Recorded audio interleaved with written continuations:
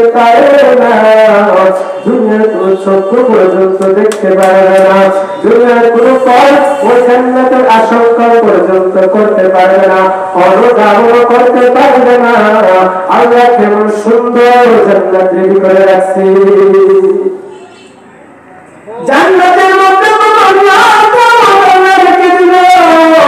বান্দাগুলো কল্পনা করতে পারে না। এরপরে বান্দাগুলো নবীর কাছ থেকে শুনে শুনে জান্নাত চায়।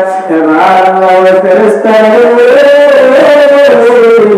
বান্দাগুলো দেখো আমি নবীর পর, আমি নবীর পর, আমি আল্লাহ রাব্বুল আলামিনকে এক আল্লাহ বলে মানার পর আমি আল্লাহ তাআলার কাছ থেকে জান্নাত চাই, জাহান্নাম থেকে মুক্তি পেতে চাই।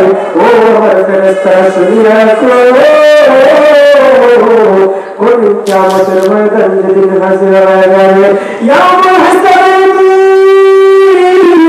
আমি আল্লাহ বান্দাগুলোকে ক্ষমা সাজিয়ে দিলাম। আল্লাহ আল্লাহ क्या मुबारक नाम है, अल्लाह अल्लाह आशिकों का काम है।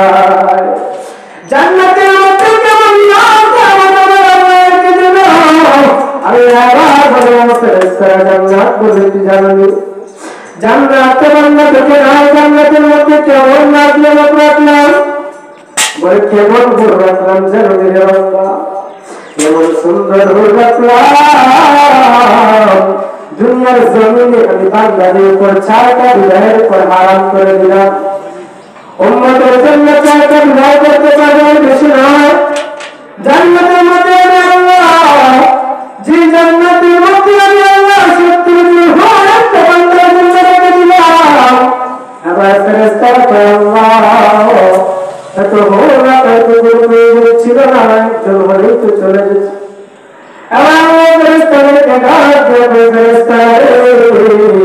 বান্দা দুনিয়ার জমিনে অনেক মহিলার দিকে তাকিয়েছে, বান্দা চক্ষু থেকে হেফাজত করে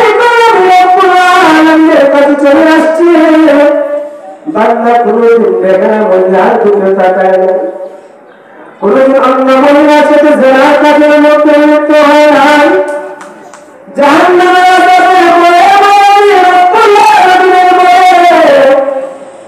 যখন সব মানুষগুলো বলে যেত বদুরাতে বান্দা আমি আল্লাহ তাআলার কাছে হাজির হয়ে আমি আল্লাহ তাআলার কাছে চুকের পানি ফেলে ফেলে বান্দা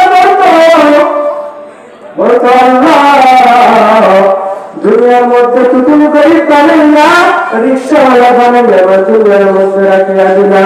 আল্লাহ আমার কোনো কষ্ট নাই, আমার কোনো দুঃখ নাই রে আল্লাহ, আমার